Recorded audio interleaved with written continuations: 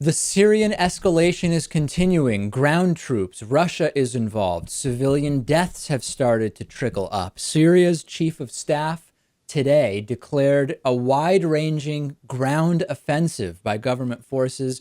Yesterday, Russian airstrikes accelerated, launching from the Caspian Sea. And these are backing Syria's multi pronged advance into two different provinces.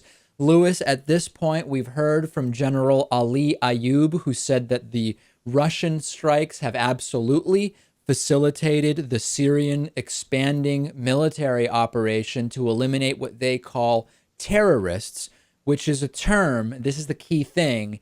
This is clearly not about ISIS exclusively. We had the suspicion that this was not only about ISIS when numerous reports indicated that the locations of Russian airstrikes seem to have nothing to do with ISIS whatsoever. And it is abundantly clear now, Lewis, for better or worse, the Russian military is supporting the Bashar al-Assad regime's pushback against opposition forces. Yeah, and so what terrorist, I guess, is just a universal term for anyone who opposes the Assad regime.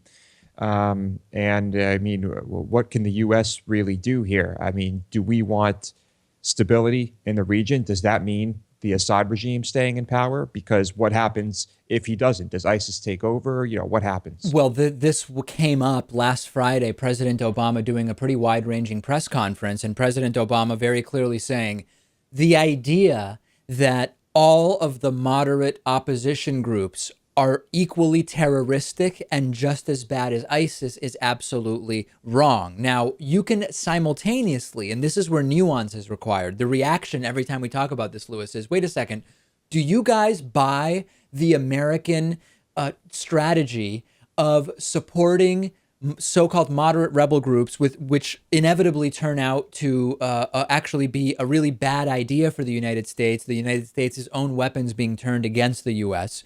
Or do you support Vladimir Putin? This is such a false dichotomy, right? We have to talk here in shades of gray and nuance.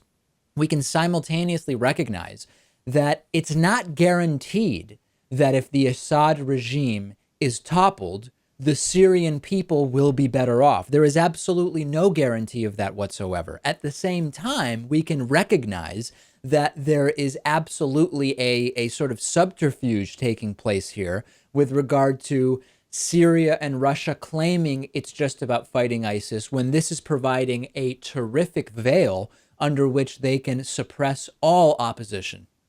Yeah, I would assume that with Russia backing the Assad regime, I think it's safe to assume that the Assad regime will stay in power. And I really don't know how I feel about that. I know what he's doing to his people. At the same time, even if a moderate rebel group were to assume power in Yeah. Syria, it doesn't mean that 1 year down the road there's another coup, another revolution, another civil war. I mean, anything can really happen. Of course. And I think if we look back at Egypt and look at the sort of revolution that took place, not sort of, if we look at the revolution that took place and the excitement and everything that went with it, and then look at our analyses of how things were actually looking for the average Egyptian a year later and 2 years later, we have to sort of separate these two issues of what's better for the people on the ground and what seems to make more sense politically from a sort of world perspective. The Syrian army chief acknowledging that Russia has been absolutely key in what they've been able to do. Ultimately, what will happen, we don't know. It really is putting President Obama versus Vladimir Putin on the radar, sort of starting off with that 60 Minutes interview before last week that we discussed, and continuing to escalate. And that's a narrative which very interesting in the U.S., but it may not really be the important narrative here. No, I don't think this is going to end in any type of Cold War situation or anything like that. But, it's really just more of the same from Russia. They are a serious geopolitical enemy.